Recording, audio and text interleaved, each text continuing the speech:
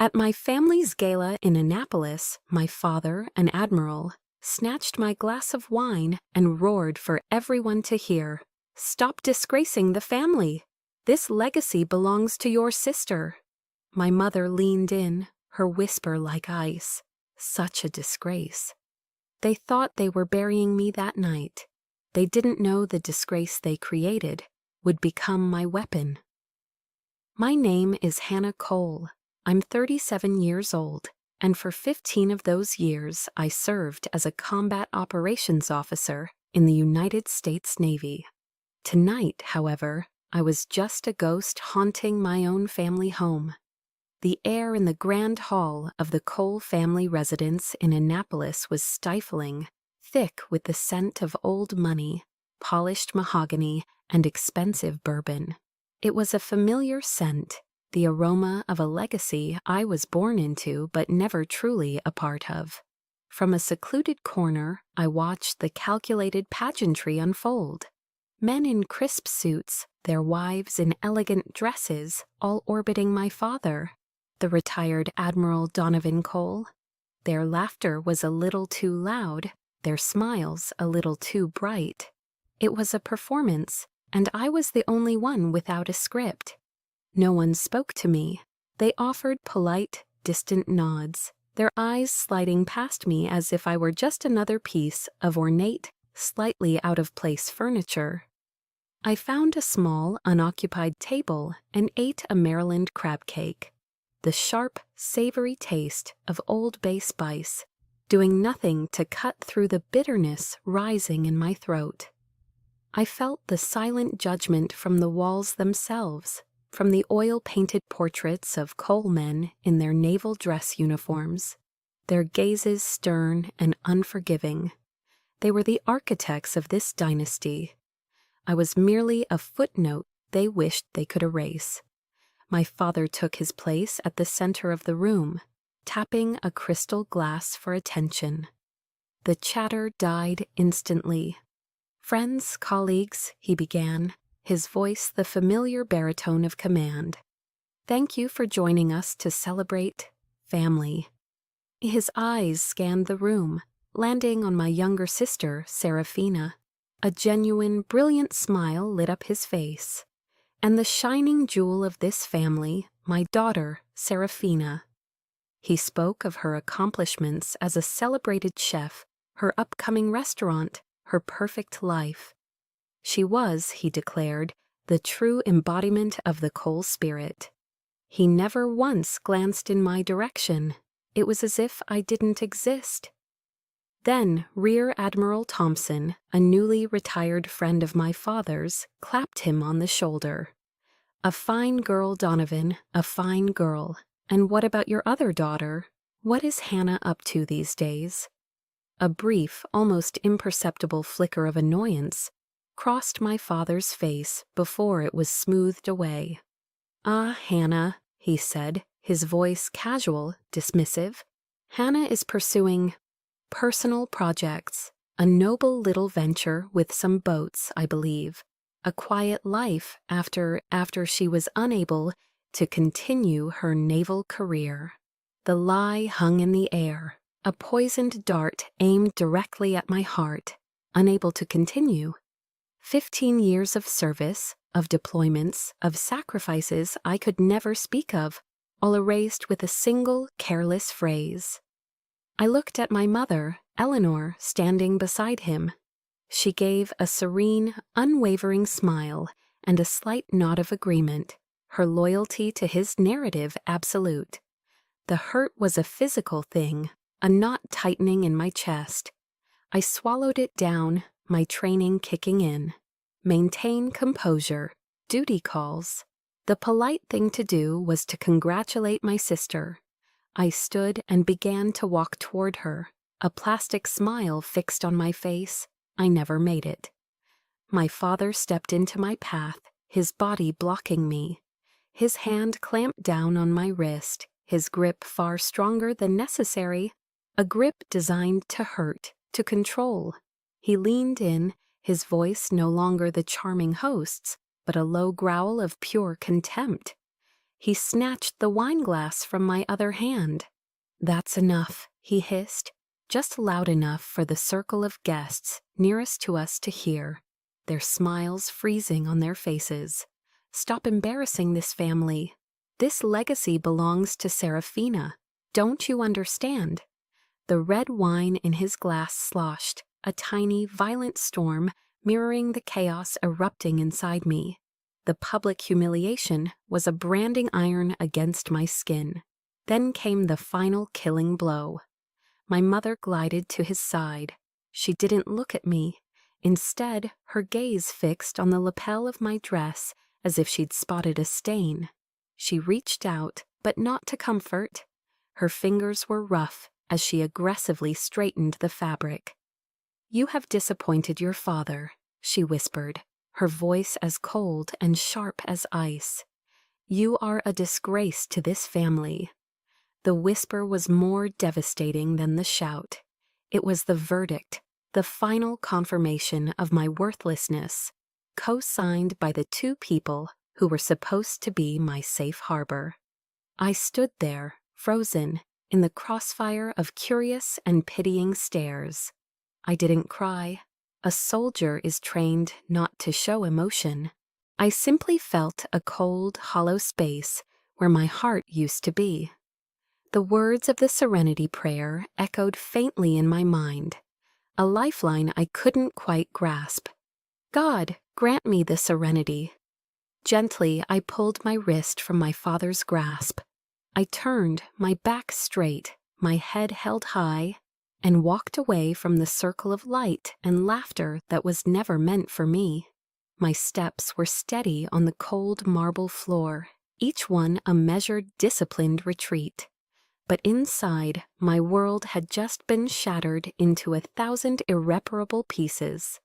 As I walked toward the door, all I could see in my mind's eye was the wall of honor back in my father's study, filled with the achievements of generations of coalmen, and the one gaping, empty space where my name was supposed to be. The drive back to my small apartment was a blur of headlights and shadows. My hands were steady on the wheel, my posture erect, but inside, the ghost of my father's words and my mother's whisper played on a loop. The image that haunted me most, the one that had followed me since childhood, was of the wall of honor in my father's study. It wasn't a wall, it was a map of my family's expectations, and on that map, I was a blank space. The first time I truly understood this, I was 16. I came home from the state marksmanship competition, the heavy gold-plated medal cool against my palm. I had outshot every boy and girl there. I was a state champion. I presented it to my father, my chest swelling with a pride I was desperate for him to share. He took the medal, weighed it in his hand, and gave a single, non-committal nod. "Good, Hannah, very precise." Then he turned and carefully hung a framed photograph of Serafina on the most prominent spot on the wall. She was in a delicate white dress, her hands poised gracefully over the keys of a grand piano after winning a regional competition. "This is more elegant, Hannah," he said, adjusting the frame until it was perfectly level. "The Cole legacy requires elegance." Elegance? That was the word. My achievements, the ones earned through sweat, discipline, and gunpowder, were never elegant. They were the wrong kind of excellent. It was a lesson I would learn again and again. The memory shifted, fast-forwarding to a Thanksgiving several years ago. I was 30, a lieutenant commander, fresh off a 6-month deployment in the Middle East. I had come home expecting, if not a hero's welcome, then at least a warm one. Instead, as the guests arrived, my mother pulled me aside. "Hannah, dear, be a help and clear the coats, would you?" she'd said, while Serafina and her wealthy fiancé were paraded around, holding court with senators and their wives. I did as I was told, swallowing my disappointment. But the true humiliation came at dinner. The main dining table, set with the family's finest silver and china, was full. My mother, scanning the seating arrangement with a practiced eye, looked at me without a hint of shame. "Hannah," she announced brightly, "there's a spot for you over there with the little ones." The little ones' table, the kids' table. I, a commanding officer in the U.S. Navy, was seated on a folding chair between a 9-year-old nephew who was building a fort out of mashed potatoes and a 12-year-old niece glued to her phone. Across the room, I watched my family raise their crystal goblets to toast Serafina's real achievements. The clinking of their glasses sounded like a death knell to my self-worth. Even my proudest day was stolen from me. My graduation from the Naval Academy. The air in Annapolis was thick with promise that day. I stood in my crisp dress whites, a commission in hand, a future of service ahead of me. My parents were there, of course, but their attention was not on the parade ground. It was on a glossy copy of Bon Appetit magazine, which featured a multi-page spread on Serafina's innovative culinary artistry. As my name was called and I walked across the stage to receive my diploma, I glanced down into the sea of proud families. My father was on his cell phone, pacing. My mother was pointing out a picture in the magazine to a friend. My moment of glory, the culmination of 4 years of relentless effort, had become background noise for my sister's success. My existence was simply not as important. The most painful memory, though, was the quietest one. It was a call from a satellite phone in a hostile zone. The one call I was allowed that month. The connection was poor, the air around me tense with unspoken danger. I just needed to hear a familiar voice, a word of encouragement. My mother answered, her voice rushed and distracted.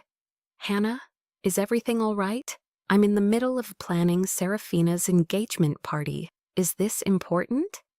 Is this important?" I was surrounded by the constant threat of death, and she was asking if my call was important. "Everything is fine here, Mom," I'd said, the lie tasting like ash. "Oh, good. Well, you know how it is. Everything is just wonderful here." Their wonderful did not include my safety. My world of life and death stakes, of split-second decisions, and loyalties forged in fire simply did not exist in their perfect, polished universe. Pain is mandatory, a drill instructor once barked at me at Quantico. But suffering is a choice. For years, I had chosen to suffer in silence, hoping one day they would see me. Now, driving through the dark, I understood that day would never come. But then, through the fog of painful memories, one single clear image emerged.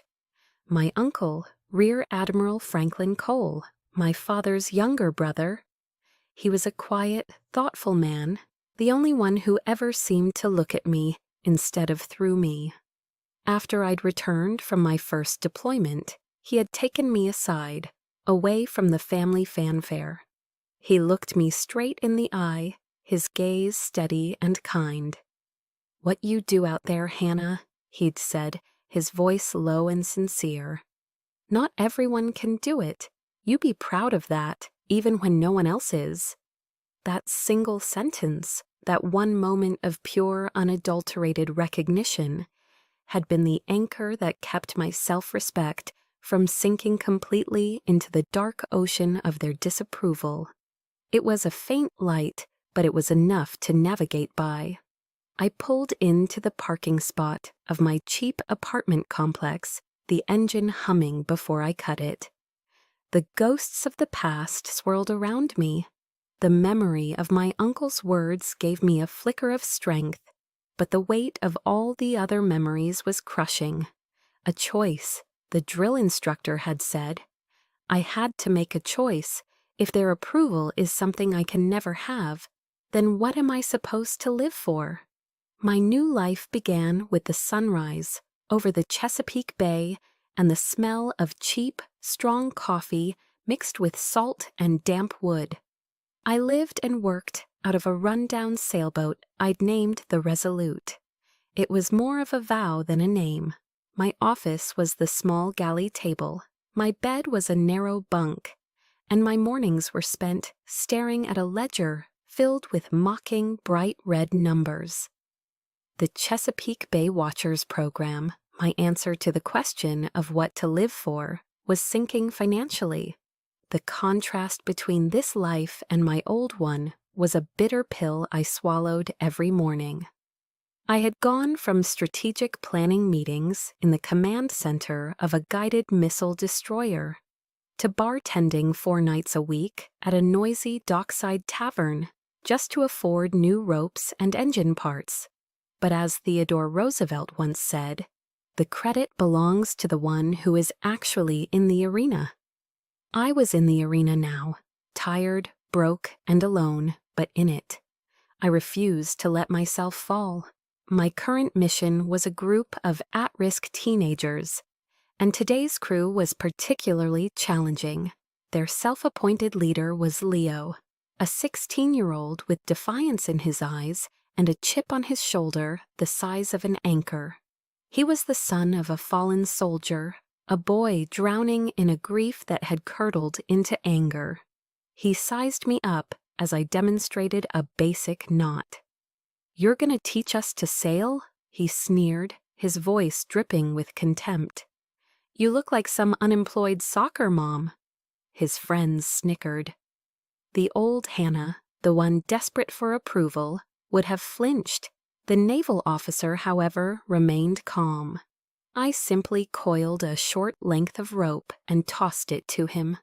"Then prove me wrong," I said, my voice even.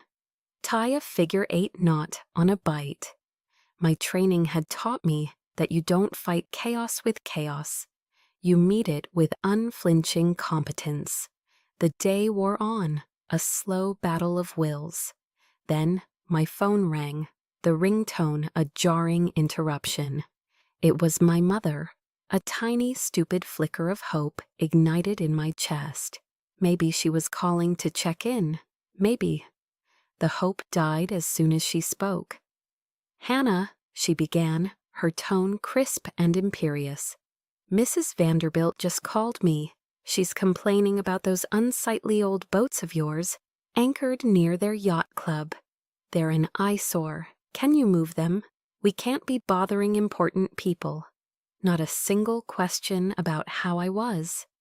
My life's work, my purpose, reduced to an unsightly nuisance that was bothering her wealthy friends. All the air went out of my lungs. "Yes, Mother," I said, my voice flat. I hung up, the weight of a familiar, bone-deep exhaustion settling over me. Later that afternoon, the sky turned a bruised purple. The wind picked up suddenly, whipping across the bay in violent gusts. The Resolute heaved, its old timbers groaning in protest. The kids panicked. Their bravado evaporated, replaced by wide-eyed fear. Leo, the boy who had mocked me, stood frozen at the helm, his face pale. This was my element. In the heart of the storm, I was home. "Leo, eyes on me," I barked, my voice cutting through the wind's howl. It was the voice of command, a voice that expected to be obeyed. "Take the helm, steer into the wind, now." My orders were sharp, precise, and clear. I directed the others, telling them which lines to tighten, which sails to reef. Fear gave way to focus. Under my command, the chaos became a coordinated effort. Leo, his hands trembling at first, followed my instructions, his knuckles white on the wheel. He wasn't just steering a boat, he was steering through his own fear, and he was winning. When we finally guided the battered sailboat back to the safety of the dock, the adrenaline subsided, leaving a quiet calm. The kids were silent, their earlier defiance replaced with a new profound respect. Leo turned to me, his gaze no longer challenging but humbled. He swallowed hard. "Thanks, Lieutenant Commander," he mumbled. It was the first time anyone had called me by my rank, with genuine respect since I'd left the Navy. Not with pity, not with disdain, but with the earned reverence of a subordinate to his commanding officer. It hit me with the force of a rogue wave. I looked at the boy, this tough, broken kid who had just found a piece of himself out on the water, and a real warm smile spread across my face. It was a feeling I hadn't experienced in years, a quiet, solid pride that had nothing to do with my family or their approval. In that moment, standing on the deck of my rundown boat with a crew of misfit kids, I knew this difficult, lonely path was worth it. I was building my own legacy. Maybe legacy isn't something carved in marble, but the mark you leave on another soul. Just when I thought my world had shrunk to the confines of my lonely boat, it began to open up in ways I never expected. It started with a man who showed up at the docks unannounced, holding a reporter's notebook and a pen.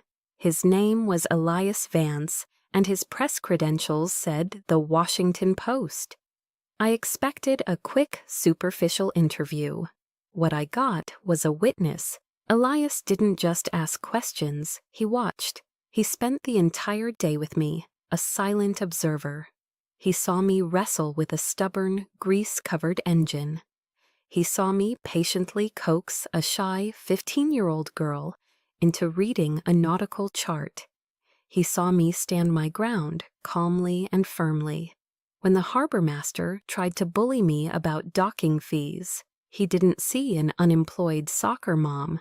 He saw a commanding officer running a different kind of operation, a campaign to salvage lost souls. And for the first time in a long time, I felt seen. The true surprise came that evening.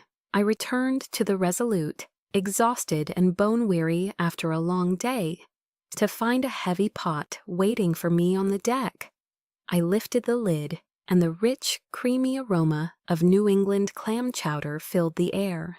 Beside it was a loaf of freshly baked sourdough bread, still warm.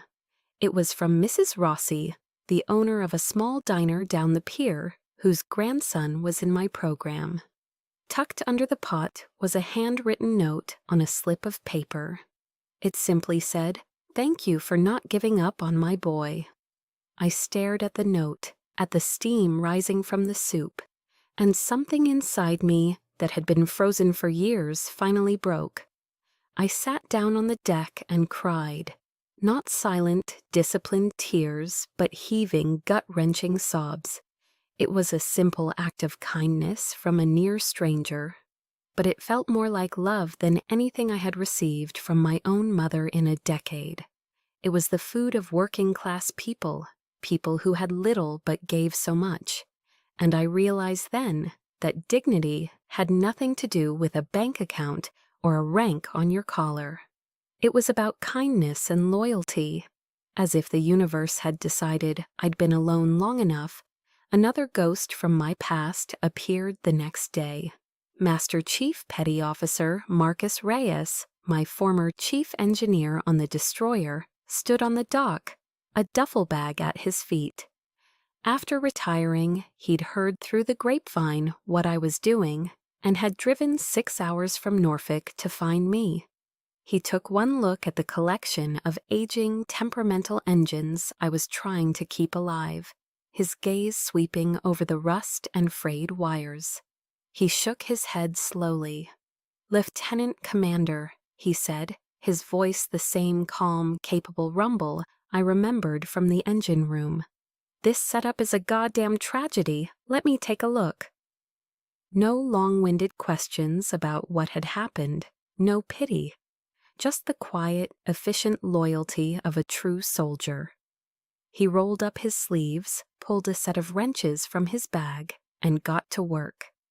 In that moment, the loneliness that had been my constant companion felt a little less suffocating. That evening, as the sun bled orange and purple across the Chesapeake sky, Elias sat with me on the deck. He spread a few documents out between us. "Your discharge papers are unusual, Hannah," he said, his journalistic curiosity now mixed with genuine concern. "They've been sealed at a level that makes no sense for a standard honorable discharge. It smells like a cover-up." He leaned forward, his voice low. "Have you ever heard of the Fat Leonard scandal? A defense contractor who bought off high-ranking naval officers with cash parties and prostitutes." I nodded. Every officer knew the name. It was a stain on the Navy's honor.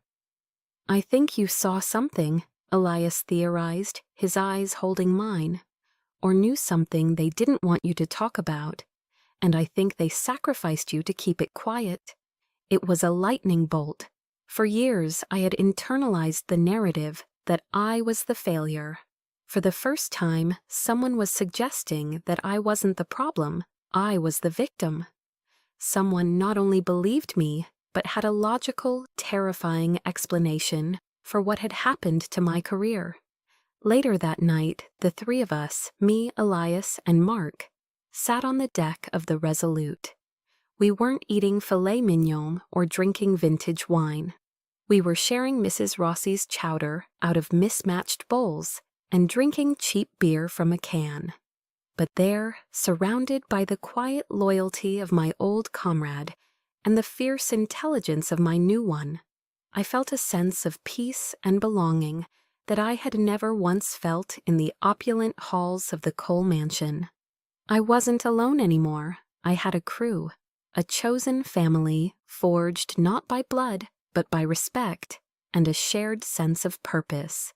As Mark went below deck to check on an engine repair, Elias turned to me. "Hannah, your story is more than just about these kids," he said, his voice serious. "There's something bigger here, and I think it has something to do with a defense contractor named Julian Croft. I want to invite you to an event on his yacht. It's time to stop running from your past and start investigating it."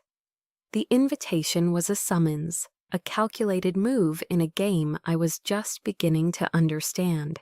Stepping with Elias onto the gangplank of the SY Odyssey, I felt a tactical unease settle in my gut.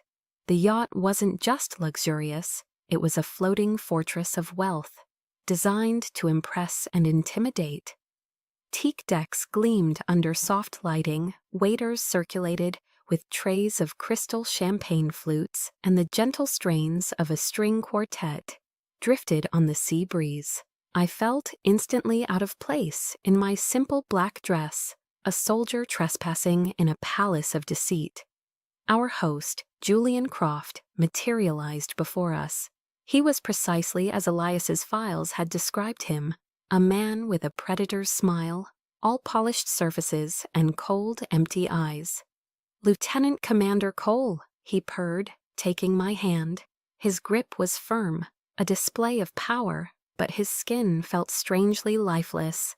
"A pleasure. Your father has told me so much about your, passions." The slight pause, the subtle emphasis. It was a masterclass in veiled insult. He was telling me he knew exactly who I was. The family disappointment. Before I could respond, my own family appeared, their timing perfect, their smiles bright and brittle. They were not cold this time. They were worse. They were friendly. My mother took my arm, her fingers digging into my bicep. "Hannah, just be charming for a few hours," she whispered urgently, her eyes darting toward Croft. "Croft Dynamics is a very important partner. Seraphina's future depends on this." My father then stepped forward, placing a heavy, patronizing hand on my shoulder. "Think of it as a mission, daughter," he said with a strained heartiness. "Serve your purpose." The pieces clicked into place with sickening clarity. I wasn't a guest, I was a prop. A pawn brought here to complete a picture of Cole family unity, all to smooth a business deal. A wave of nausea washed over me. This wasn't just neglect, this was active, calculated use.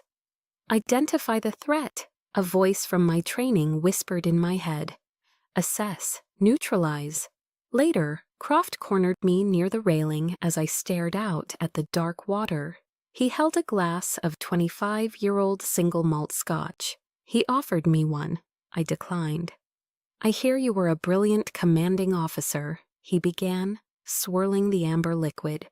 "A true warrior, but you chose a different path. Sometimes the most difficult decisions are the right ones, for everyone involved." His words were silk-wrapped threats, a casual reminder of his power. He was probing, testing my reaction. I met his gaze and held it, my face a mask of neutrality, my mind a tactical map, recording every detail. At dinner, the pretense reached its peak. Serafina, glowing, spoke of her plans to open a new restaurant in Dubai, a project bankrolled by Croft. To flatter their benefactor, my father launched into a grand story about naval history. Croft cut him off with a loud, braying laugh. "Ah, the Navy," he boomed, his voice carrying across the table. "So many secrets. It's like all those ghost ships you hear about, the ones that just vanish without a trace." He said it with a casual, chilling arrogance. My blood ran cold. He was joking about ghost ships while we were sitting on one. Across the polished table, Elias caught my eye. He knew. We both knew. The sheer audacity of it was breathtaking. As a magician was brought out for post-dinner entertainment, I saw my chance. "Excuse me," I murmured, feigning a need for the restroom. I slipped away from the laughter and applause, heading not for the guest quarters, but for the service corridors below deck.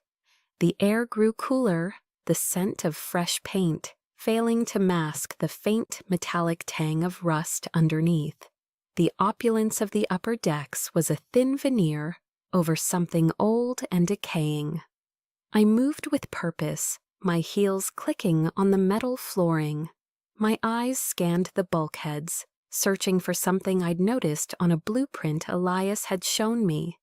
A small emergency control panel with a slightly scratched surface near its identification plate. I found it tucked away behind a stack of linen carts.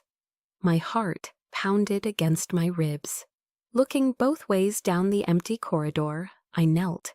My hand was steady as I used my fingernail to scrape at the thick, glossy white paint covering the plate. It flaked away, revealing the faint, stamped letters and numbers beneath. N377DDG. The world stopped. Time, sound, breath. All of it ceased to exist. N377DDG. It was the hull number, the official designation for the USS Acheron, the guided missile destroyer commanded by my father's mentor, Admiral Patterson, a man he called a brother. The ship that had reportedly vanished in a tragic training accident off the coast of Virginia 6 years ago, taking its entire crew of over 300 sailors with it. In that silent, sterile corridor, the horrifying truth crashed down on me with the force of a tidal wave. This wasn't a cover-up. It wasn't a business deal. This was a mass grave. This wasn't a yacht. It's a repainted tomb. And someone has to pay. Kneeling in that sterile service corridor, the steel deck felt like it was pitching beneath me, not from the motion of the sea, but from the violent lurch of my own reality. N377DG. The numbers were burned into my mind, a brand of horrifying truth. The USS Acheron, memories of its commander, Captain Miller, flooded back in a painful, vivid rush. He was my father's mentor, a legend in the Navy, a man whose integrity was as solid as the hull of a battleship. His death and the loss of his entire crew of over 300 sailors had been reported as a tragic training accident. A lie, a monstrous, unforgivable lie. The ship hadn't sunk. It had been stolen, its identity stripped, its steel skin slathered in the white paint of luxury. It had been turned into a floating palace, a pleasure craft for the corrupt and powerful. The initial shock, cold and sharp as a shard of ice in my heart, quickly began to melt, replaced by the heat of a rising molten fury. It was a cold, hard rage, an operational fury I hadn't felt since I was on the front lines. Staring down an enemy who needed to be neutralized, I forced myself to stand, my movements stiff, robotic. My training screamed at me, "Maintain composure, do not reveal your discovery." I had to get back to the party. I had to act normal. Walking back onto the upper deck was like surfacing from a deep, dark dive into a world of blinding artificial light. I smoothed down the fabric of my dress, my hands trembling slightly before I willed them still. I needed to appear calm, unbothered. I walked past the cigar lounge, its open doors spilling thick, aromatic smoke, and the low rumble of powerful men's voices into the night air. And then I heard it, a sound that stopped me dead. My father's voice, low and conspiratorial, stripped of all its public charm. "The past is best left buried, Julian," he was saying, his tone dripping with cold pragmatism. "As long as it provides for a bright future for Serafina and this family." Croft let out a low, satisfied chuckle. "Of course, Admiral, a legacy must be nurtured, after all." My heart didn't just break. It felt like it was being squeezed in a vice, the air forced from my lungs. My father didn't just know about this atrocity, he had agreed to it. He had sanctioned it with his silence. He had traded the truth, the honor of his men, and the lives of an entire ship's crew for his favored daughter's restaurant, and the family's continued social standing. The last line of defense in my soul, the final, desperate, childish hope that he was merely ignorant, was obliterated. This was my breaking point. I fled to my assigned guest cabin, the small, opulent room feeling like a prison cell. I didn't turn on the lights. I sat on the edge of the perfectly made bed, the suffocating silence pressing in on me, and then I heard it. A faint, rhythmic tapping. It seemed to be coming from inside the wall, a phantom sound in the deep quiet of the ship. Tap, tap, tap. Tap, tap, tap. Tap, tap, tap. 3 short, 3 long, 3 short. SOS.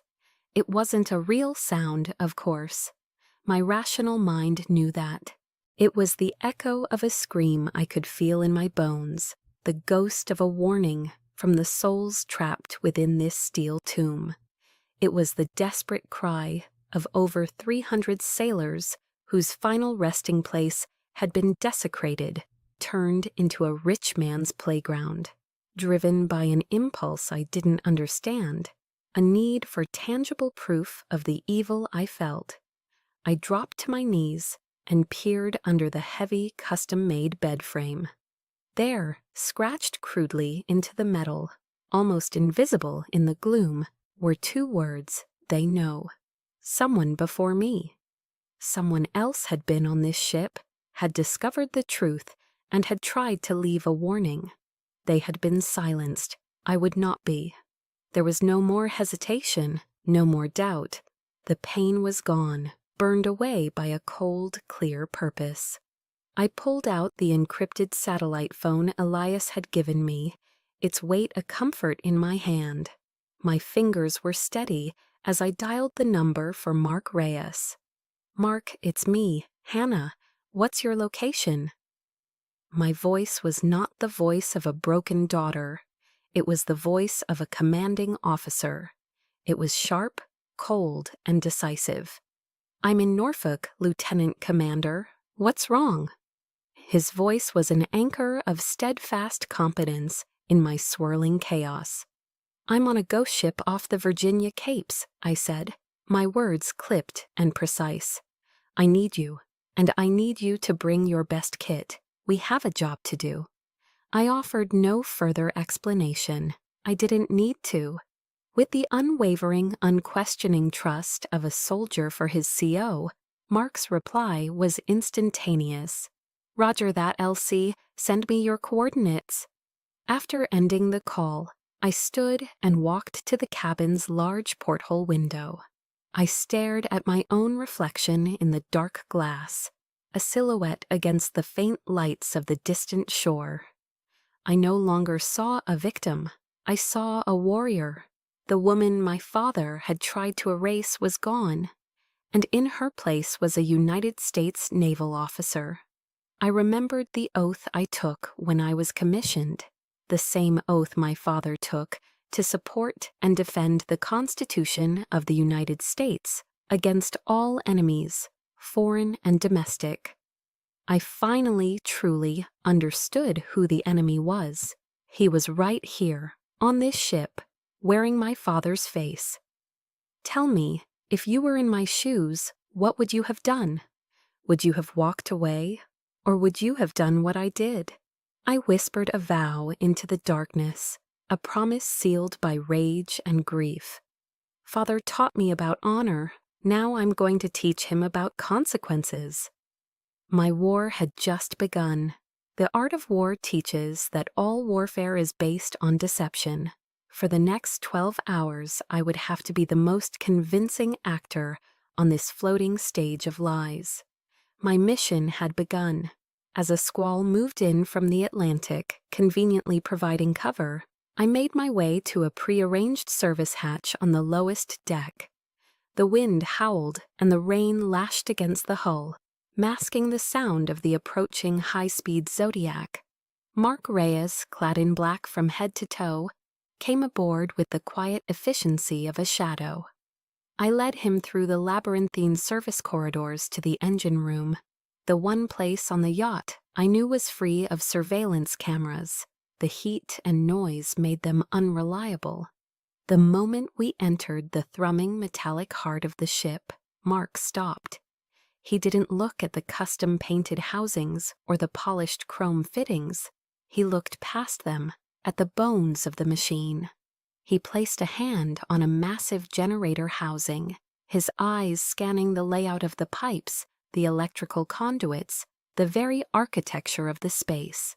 "This is an Arleigh Burke-class destroyer's power plant," he said, his voice a low rumble beneath the engine's roar. "No doubt about it. They just gave her a pretty dress, Lieutenant Commander. But the skeleton is still Navy." His words were the final confirmation I needed. The cold fury in my gut solidified into an icy, unshakable resolve. We found Elias in his cabin, where he had been poring over financial records and personnel files on a heavily encrypted laptop. The three of us formed an impromptu command cell. Sun Tzu wrote, "Know your enemy and know yourself, and you will not be imperiled in 100 battles." Elias was our intelligence officer, laying out the enemy's structure, a web of shell corporations, offshore accounts, and political connections that protected Julian Croft. Mark was our technical operations expert, his mind a living blueprint of the ship's systems, and I was the commander. "Our objective is the original voyage data recorder," I stated, my voice crisp and low. "The VDR, the Acheron's black box. It's the only piece of evidence that can't be disputed or buried. It will contain the ship's final moments, the audio from the bridge, everything." Mark nodded, his brow furrowed in concentration. "On a DDG, the VDR is housed in a hardened casing, usually in a secure compartment near the ship's central command. On a civilian refit like this, Croft would want it close but hidden." He pulled up a schematic of the yacht on a tablet. "I think I know where." Our target was a converted storage compartment located behind Croft's private entertainment lounge, a room I knew he pompously referred to as his trophy room. Getting there would be a risk, but it was one we had to take. We moved under the cover of the late-night crew change. The corridors were quiet. As we reached the lounge, my stomach tightened. The room was a shrine to Croft's ego, but it was also a desecration of naval history. Displayed on the walls like hunting trophies were authentic naval artifacts. A ship's bell from a World War II battleship, a vintage officer's sword, and in the most prominent position, a large folded American flag in a gleaming mahogany display case. The small brass plaque beneath it read, "Recovered from the USS Acheron." A wave of revulsion washed over me. Croft wasn't just hiding his crime, he was celebrating it, using the very symbol of our nation's honor as a decorative piece in his monument to greed. Mark got to work. He didn't need explosives or brute force. His tools were a set of specialized electronic picks and a bypass device. He knelt before a seamless-looking panel in the wall, his movements precise and economical. A few soft clicks, a low electronic hum, and a section of the wall slid open, revealing a small, dark, dusty space. And there it was, a bright orange hardened metal box, sitting silently on a shelf. The VDR. It was intact. Mark pulled a portable data reader from his kit and carefully connected a cable to the VDR's interface port. The small screen flickered to life, displaying lines of encrypted file directories. "We got it," Mark whispered, a note of awe in his voice. "The raw data is here, but cracking this encryption and copying the files will take time and a lot more processing power than I have here." We carefully removed the VDR, concealing it in Mark's duffel bag, and made our way back to my cabin. The weight of the box felt like the weight of 300 souls. We had the weapon. Now we needed to build the missile. Just as we closed the cabin door, a soft but firm knock sounded. My blood ran cold. We froze. Elias moved to the door, peering through the peephole. He gave me a surprised, questioning look before opening it a crack. Standing in the hallway was Ensign Avery Park, a young cyber warfare specialist I'd noticed among the yacht's technical crew. I'd seen her at the party, her eyes sharp and intelligent, taking in everything, missing nothing. She was a recent Naval Academy graduate, with a reputation for being brilliant and fiercely principled. She looked past Elias, directly at me. "Lieutenant Commander," she said, her voice low and steady. "I registered an anomalous power draw from this cabin when you weren't here, and a systems access request to the ship's archives from Mr. Vance's terminal. I know this isn't a yacht, and I want to help." She was taking an incredible risk, putting her entire career on the line. She was the final piece of the puzzle we didn't even know we were missing. Avery was our key to a system more powerful than Mark's portable rig. The four of us now stood in the cramped cabin, a silent alliance forged in the face of an immense crime. We had the evidence, we had the technical expertise, we had the plan. Avery could slice through the yacht's internal network, giving us control of the audio-visual systems. Mark could ensure the VDR data was decoded and ready. Elias would open a secure live channel to a trusted contact at the Naval Investigative Command, and I would give the order. Elias looked at each of us, his face grim with the weight of our decision. "This is it," he said, his voice barely a whisper. "We only get one shot to expose this. The show goes on at tomorrow night's gala." The final gala aboard the Odyssey was the grandest yet. A black tie affair designed to celebrate the unholy union of Croft Dynamics and my family's name. I stood near the back of the grand ballroom, a ghost in a simple black dress, my face a mask of serene calm. My presence was an anomaly they could no longer ignore. I saw my mother, Eleanor, shoot me a look of pure venom, while Serafina whispered something to her. their expressions a mixture of annoyance and confusion. They couldn't understand why I was still here, a stain on their perfect evening. My father simply pretended I didn't exist.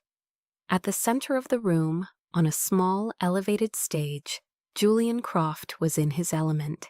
He was delivering a self-aggrandizing speech, his voice smooth and resonant, as it flowed from the ship's state-of-the-art sound system. "And this partnership is more than just business," he pontificated, his arms spread wide. "It is a commitment to a stronger America. It is a tribute to the honor, the sacrifice, and the unwavering duty of the men and women of the United States Navy." The hypocrisy was so profound, it was almost poetic. He spoke of honor while standing on a desecrated grave. He spoke of sacrifice while being the one who had demanded it. From my vantage point, I could see my entire team in position. I was on the command deck of my own operation. Elias Vance stood near a service exit, his satellite phone already connected. A live, encrypted line open to a trusted contact at the Naval Investigative Command in Washington, D.C. He was our link to the outside world. Master Chief Mark Reyes was positioned near the ballroom's main power distribution panel, ready to reroute power or troubleshoot any physical override Croft's men might attempt. And tucked away in a small alcove, hidden behind a large potted plant, was Ensign Avery Park. Her face was illuminated by the glow of her laptop, her fingers flying across the keyboard with a dancer's grace. She was our digital warfare. I caught Avery's eye across the room. I gave a single, almost imperceptible nod. It was time. Croft was building to his crescendo. "To those who serve," he declared, raising his glass, "we salute you." His voice was abruptly cut off. The sound system died with a sharp crackle. The massive video screen behind him, which had been displaying the shimmering logos of his company and the Cole family crest, went black. A collective gasp swept through the room. For a single, silent second, there was only confusion. Then the screen flickered back to life. It no longer showed a corporate logo. It showed the official seal of the United States Navy, and beneath it, in stark white block letters, were two words, USS Acheron. Before anyone could fully process what they were seeing, a sound erupted from the speakers. It wasn't music. It was the distorted, static-laced recording of a man's voice, a voice strained with urgency and disbelief. It was the voice of Captain Miller, pulled from the VDR's audio logs. "Siren protocol has been forcibly activated. This is not a drill. I am refusing the order. To anyone hearing this, do not trust them. Mayday, mayday, mayday." The audio cut out, leaving a ringing silence. The entire room was frozen, a tableau of shock and horror. Then the video began. It was grainy black and white footage from a security camera, time-stamped 6 years ago. It showed the bridge of the Acheron. It showed Captain Miller arguing with two of Croft's private security contractors. It showed them grabbing him, dragging him away from the command chair as he struggled. The room erupted in panicked whispers. The screen shifted. A flurry of documents, emails, and internal memos flashed across the screen, each one highlighted to show a single damning signature, J. Croft. An order to seize control of the vessel, a manifest of a new non-Navy crew, a bill of sale to a shell corporation. I watched their faces. Seraphina's jaw was hanging open, her perfect, curated world crumbling before her eyes. My mother's face was a mask of waxy, bloodless horror. She looked as if she'd seen a ghost, and my father, Admiral Donovan Cole, stood as if he had been turned to stone, his face a ruin of dawning, catastrophic realization. "Turn it off!" Julian Croft roared, his face purple with rage. "Security, turn it off now!" But it was too late. The final piece of evidence flashed on the screen. A direct wire transfer of $10 million from a Croft Dynamics subsidiary to a private account owned by my mother, Eleanor Cole, dated the week after the Acheron vanished. At that exact moment, the main doors to the ballroom burst open. They didn't swing, they were thrown open with force. The room was flooded with armed men in the uniforms of the Naval Criminal Investigative Service, NCIS. They moved with swift, disciplined precision, fanning out, securing the room. Outside the panoramic windows, the deep thrum of rotor blades filled the air as a Black Hawk helicopter descended, its searchlight cutting a stark white cone through the darkness and illuminating the deck. A female officer with colonel's eagles on her collar strode to the center of the room, her voice cold and clear, cutting through the chaos. "Julian Croft," she announced, her eyes locking onto him. "You are under arrest for conspiracy, murder, and treason against the United States of America." 2 agents immediately seized Croft, who was sputtering, his face a mask of disbelief. The colonel then turned her steely gaze on my father. "Admiral Cole," she said, her voice devoid of any deference, "you will be coming with us for questioning regarding your role in this conspiracy. The world of the Cole family, the legacy my father had sacrificed everything to protect, collapsed into dust in the space of 30 seconds. As the agents led my father away, his eyes, wide with shock and betrayal, found mine across the room. He opened his mouth to speak, but no words came out. I just stood there, my expression unreadable, and held his gaze. My silence was my verdict. It was louder and more powerful than any sentence a judge could ever deliver. In the aftermath of the storm, an eerie silence descended upon the ship, now officially known once more as the USS Acheron. The chaos of the raid subsided, replaced by the quiet, methodical work of federal agents. The vessel, once a stage for glittering hypocrisy, was now a sterile crime scene. I stood on the deck, watching the last of the lavishly dressed guests being escorted off. The same people who had snubbed me just hours before now actively avoided my gaze, whispering amongst themselves as they scurried away, like rats from a sinking ship. I didn't feel triumphant. I didn't feel joy. I just felt a profound, hollow exhaustion, the kind a soldier feels after a long and brutal battle. The war was over, but the adrenaline had faded, leaving only the dull ache of the wounds behind. Serafina found me there, leaning against the railing. Her face was a mess of tears and ruined makeup, but her tears were not for the dead sailors or the dishonor. They were for her fallen empire. "You've ruined everything," she sobbed, her voice thick with selfish grief. "Our name, my restaurant, everything. Why couldn't you just keep quiet? Why do you always have to destroy everything?"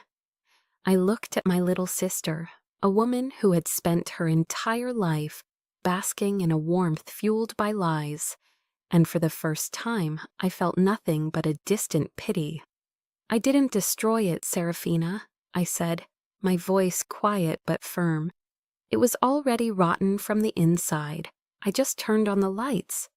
My mother was next. An NCIS agent granted her a moment to speak with me before she was taken for questioning. She marched toward me, her face a mask of cold fury. There was no apology, no remorse. "Are you happy now?" she hissed, her voice trembling with rage. "You've dragged your father and this entire family through the mud, all for your own selfish pride. A good daughter would never have done this." I looked at this woman who had given me life, but had never given me love, and the last vestiges of a daughter's duty withered and died. A good mother would never ask her child to stay silent about a crime, ma'am, I replied, my voice level and cold. The word hung in the air between us, ma'am. It was the formal address of a subordinate to a superior officer, a stranger to a stranger. It was a wall, a final, unbreakable boundary. The connection was severed. In the midst of the quiet chaos, my true allies found me. Elias, Mark, and Avery approached. They didn't offer congratulations or platitudes. They didn't need to. Elias simply placed a steady hand on my shoulder. Mark handed me a bottle of water, a simple, practical gesture that spoke volumes. Avery gave me a nod of profound, earned respect. Their silent solidarity was a stronger fortress than any I had ever known. The commanding officer from NIC, a formidable woman named Colonel Ramirez, came over. She looked me straight in the eye, a soldier assessing another soldier. "Lieutenant Commander Cole," she said, her voice crisp and professional, "you did the right thing. You honored your oath. The Navy owes you a debt of gratitude." The words, so simple, so direct, landed with more weight than any medal I had ever received. They were a validation of the choice I had made. The path of a whistleblower, as people like Snowden and Manning had shown, is a lonely one. But in that moment, I knew I was not entirely alone. In the days that followed, as the Acheron was towed back to the naval base in Norfolk, the full weight of my decision settled in. The calls started, first from my family's lawyer. My father wanted to see me. I refused. Then came a long, rambling letter from my mother, a masterwork of guilt-tripping and blame. I didn't read it. I simply threw it away. I had spent a lifetime trying to break through the walls they had built around their hearts. Now I was building my own wall, not a wall of hatred, but a wall of self-respect. One morning, just before dawn, I stood alone on the bridge of the Acheron. The ship was quiet now, a silent metal ghost being guided home. I watched the first rays of sunlight paint the horizon in shades of gray and gold. I had lost the family I was born into, the one defined by blood and a name. But in doing so, I had finally found myself. They tried to erase a legacy, so I will write a new one. In the months that followed, the story of the USS Acheron became a national scandal. Elias Vance won a Pulitzer Prize for his investigative series. Julian Croft and his key associates received life sentences. My father, Admiral Donovan Cole, was stripped of his rank and titles, facing a court-martial for his complicity. The legacy he had cherished above all else was reduced to ash. I didn't follow the trials. That battle was over. I had my own to fight. My small, struggling Chesapeake Bay Watchers program was thrust into the national spotlight. One morning, an email appeared in my inbox with the subject line, "From the Pat Tillman Foundation." They had read my story. They saw a veteran who had continued to serve, and they were funding my entire program. Along with the grant came hundreds of letters from military families across the country, thanking me for giving a voice to the crew of the Acheron. I finally understood what Brené Brown meant when she wrote that vulnerability is not weakness, it's our greatest measure of courage. I had allowed myself to be vulnerable, and in return, I found a strength I never knew I possessed. A year later, on a bright, breezy afternoon, we held a small ceremony at the docks. My chosen family was there. Mark, now my lead engineer, stood beside me. Elias and Avery, friends for life, stood in the small crowd. We were christening a newly refurbished training vessel, purchased with the Foundation's grant. I named her the TS Legacy. But this was a different kind of legacy. I didn't make a grand speech. I just said, "Legacy isn't your name on a wall. It's the hope you light in someone else's heart. As the small gathering broke up, Leo approached me. The defiant, angry boy was gone, replaced by a confident young man who now served as my first mate. He held out a small, hand-carved wooden plaque. On it were the words, Lieutenant Commander Hannah Cole, our captain. And beneath that, inscribed in careful letters, was the name of every single kid who had come through our program. Tears welled in my eyes as I took the simple, heartfelt gift. It was more precious than any medal, more meaningful than any promotion. It was the only honor that had ever truly mattered. The next morning, I stood at the helm of the Legacy, the sea breeze on my face, the warm morning sun on my back. A new group of kids, nervous and excited, were finding their stations. I was no longer looking back at the past. I was looking forward to the wide-open horizon. I began the roll call, my voice clear and steady in the morning air. Miller. Here, ma'am, a small boy piped up. Chen. Here, a teenage girl responded, a smile on her face. I called out each name and each one answered, their voice full of promise. I was no longer the shadow, the name that was omitted. I was the one calling the names, the one who saw them, the one who acknowledged them. I was the lighthouse. With a steady hand, I steered the ship forward, cutting a clean wake through the calm waters of the bay, heading toward a future I had built myself, a legacy forged not from betrayal, but from healing. My story isn't just about a ghost ship or a broken family. It's about the legacy we choose to build when the one we were given falls apart. It's about finding our own crew, our own why, and our own dawn. Each of us has a story of resilience, a quiet battle we've fought. I've shared mine with you, and now I'd love to hear yours. Share your own story of overcoming in the comments below, because every story shared is another lighthouse in the dark. For more stories that inspire and empower, be sure to subscribe to Chosen Revenge.